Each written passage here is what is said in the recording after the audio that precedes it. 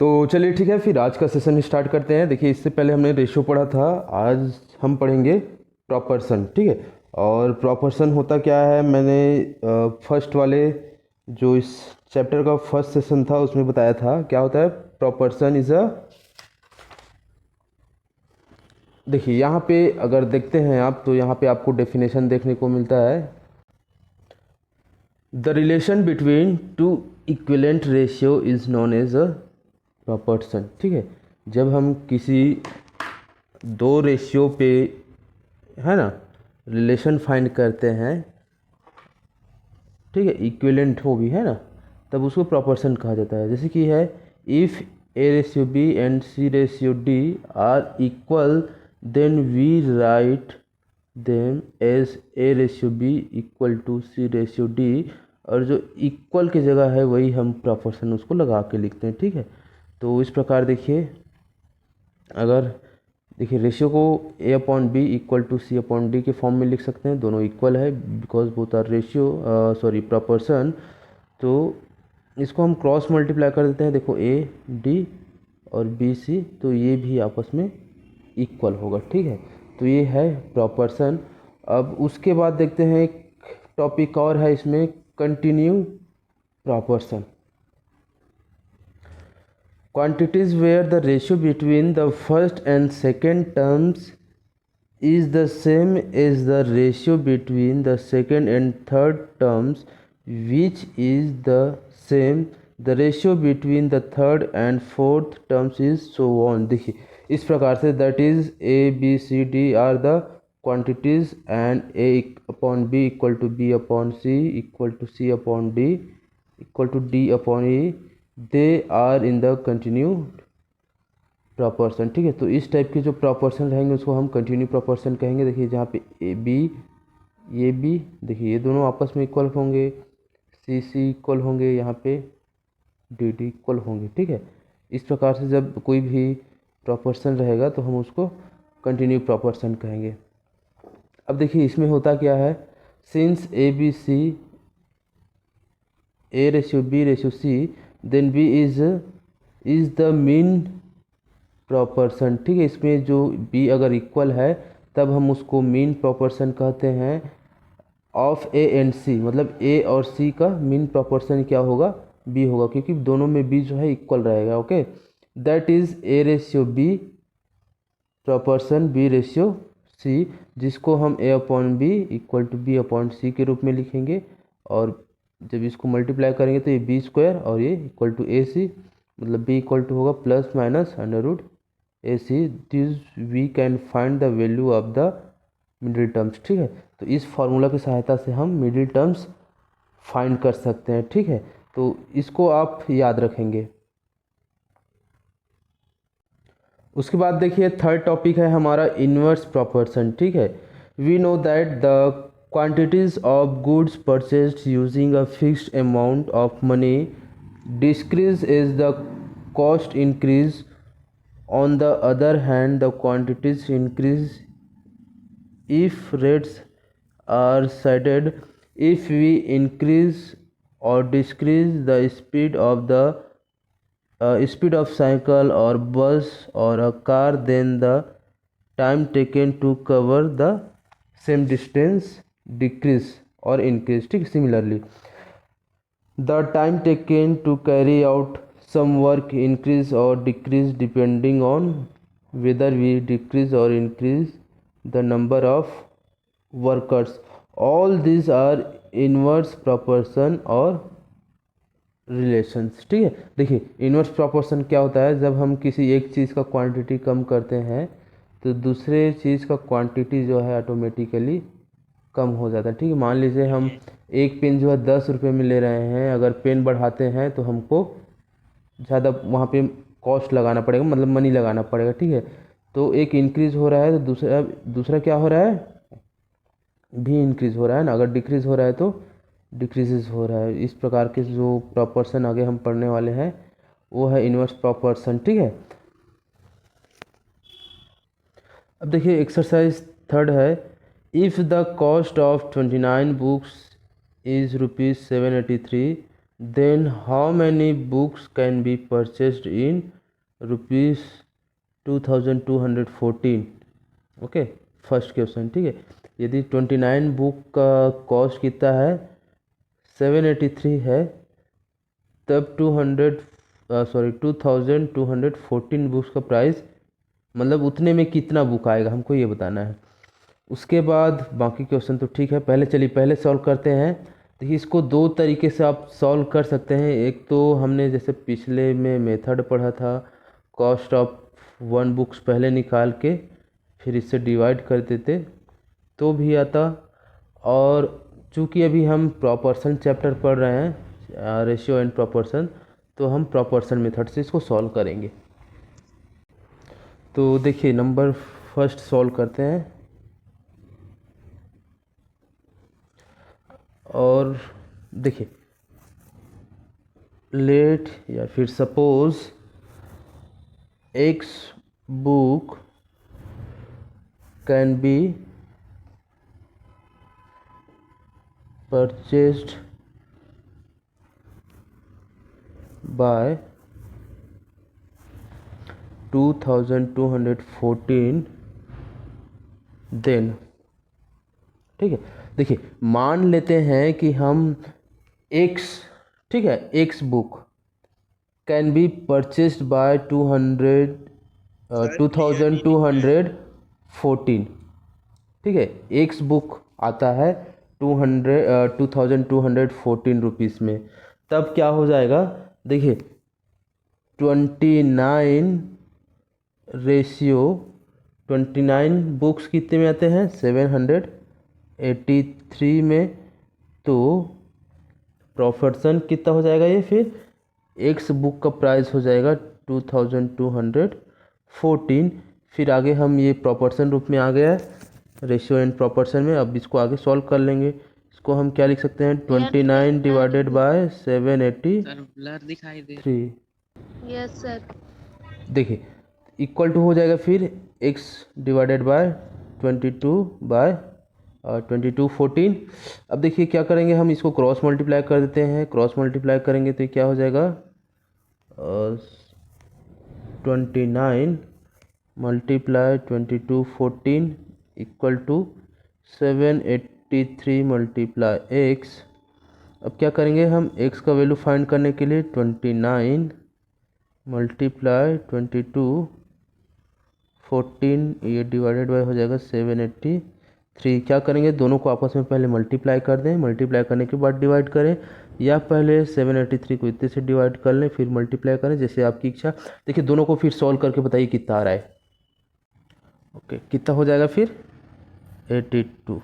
सो देखिए 82 बुक्स का कॉस्ट जो है 2214 के इक्वल होगा।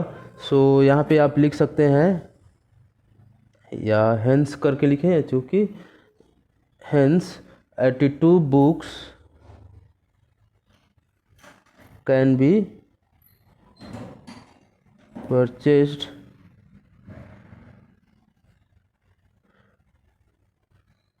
इन ₹2214। ओके, आई होप सबको ये समझ में आया होगा। अब इसमें का नंबर सेकंड देखिए, नंबर सेकंड क्वेश्चन सर, मतलब एक बुक का 80 नंबर 2 देखिए, इसमें का क्या लिखा है, if 14:35 proportion 16:x, then find the value of x। ठीक है, हमको x का वैल्यू फाइंड करना है। तो देखिए जैसे हमने इससे पहले सॉल्व किया था, यहाँ पे x था, यहाँ पे फोर्थ टर्म जो है x है। सेम यही प्रोसेस करना है और इसको सॉल्व करना है। ठीक है, देखिए कैसे करेंगे, इसको 14/35 इक्वल टू 16/x कर लेंगे, तो ये हो जाएगा 14x इक्वल टू 35 मल्टीप्लाई 16। तो x इक्वल टू हो जाएगा 35 मल्टीप्लाई 16 डिवाइडेड बाय 14। आप मल्टीप्लाई करके डिवाइड करें, या पहले डिवाइड कर लें फिर मल्टीप्लाई करें, और आप इसको सॉल्व करके x का वैल्यू निकाल सकते हैं। ठीक है, उसके बाद चलिए नंबर थर्ड देखते हैं। अब देखिए नंबर थर्ड क्वेश्चन है फाइंड द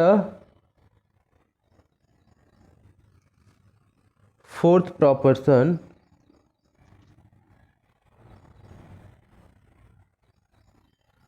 ऑफ, सॉरी इन लिखा है, इन 2xy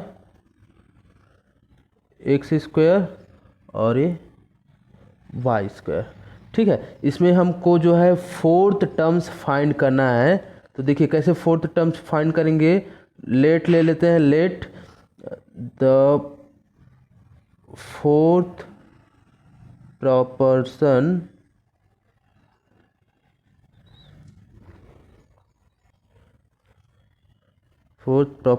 भी ए ले लिए, कैपिटल ए। ठीक है, सो क्या हो जाएगा 2xy रेशियो एक्स का स्क्वायर फिर प्रॉपर्शन y का स्क्वायर रेशियो ए हो जाएगा। अब हमको क्या करना है, ए का वैल्यू फाइंड करना है, जैसे कि नंबर 1 और नंबर 2 सॉल्व किए थे, सेम वैसे इसमें हम जो कैपिटल ए लिए हैं उसका वैल्यू फाइंड करेंगे। ठीक है, ये हो जाएगा। उसके बाद हम इसको इससे क्रॉस मल्टीप्लाई कर देते हैं, 2xy मल्टीप्लाई हो जाएगा ए इक्वल टू एक्स का स्क्वायर, और ये दोनों आपस में मल्टीप्लाई होता है तो मल्टीप्लाई वाई का स्क्वायर। उसके बाद ये हो जाएगा, इधर सिर्फ कैपिटल ए को रखते हैं, इधर ये एक्स का स्क्वायर वाई का स्क्वायर डिवाइडेड बाय 2xy। ठीक है, अब देखिए इसमें से एक्स स्क्वायर वाई में से एक एक कट जाएगा, मतलब ये बच जाएगा एक्स वाई डिवाइडेड बाय 2। ठीक है, तो ये हो जाएगा हमारा fourth proportion of the given terms. ठीक है, ये हो जाएगा आंसर। ठीक है, क्लियर है सबको? Yes sir. Yes sir.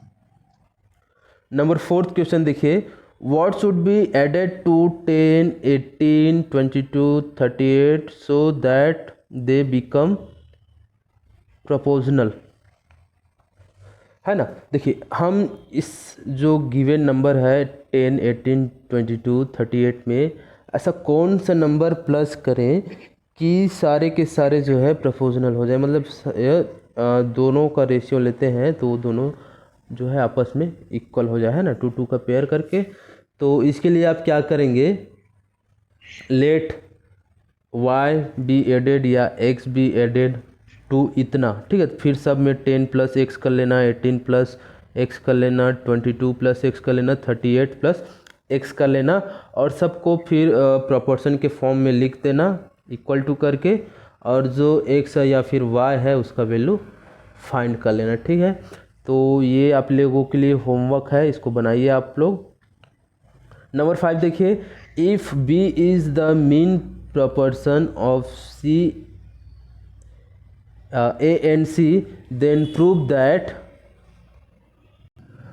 a का पावर 2 प्लस b का power 2 divided by a b equal to a plus b upon a plus C upon b। ये हमको प्रूव करके दिखाना है अगर b जो है उसका मीन प्रोपोर्शनल हो तो। ठीक है, तो चलिए फिलहाल मैं इसको एक सॉल्व करके बता रहा हूँ। चलिए नंबर 4 को हम सॉल्व करते हैं।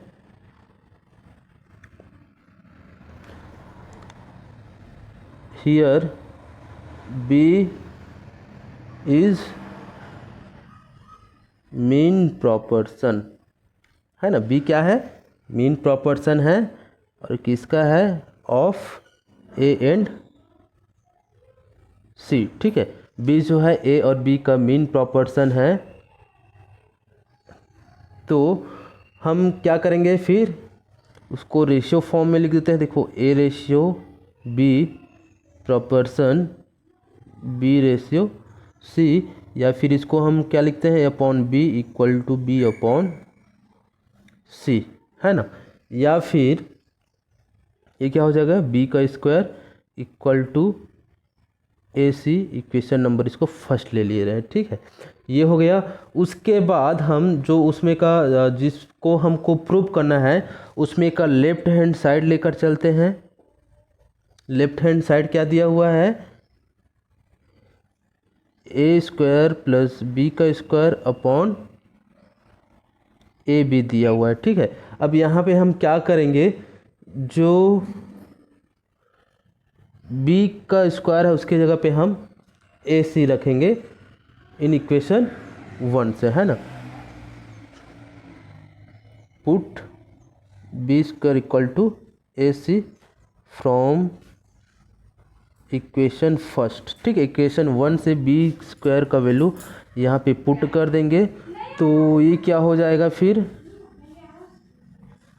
ए का square plus a c divided by a b, okay. उसके बाद देखिए इसमें से हम क्या कर लेंगे, ए को कॉमन ले लेते हैं दोनों में से, तो ये क्या हो जाएगा, A plus C upon A B. देखिए ए और ए कैंसिल हो जाएगा, हमारे पास बचेगा क्या, ए प्लस सी अपॉन बी हो जाएगा, जो कि राइट हैंड साइड है ना। सो हैंस प्रूव्ड, है ना। तो इस प्रकार से आप इसको प्रूव कर लेंगे। तो आज के सेशन में बस इतना ही, और बाकी जितने भी प्रश्न हैं आप प्रैक्टिस कीजिए जितना भी बने, अगर नहीं बनता है तो फिर कल के सेशन में उसको हम सॉल्व करेंगे। Okay, bye bye to all, have a good day, enjoy the day.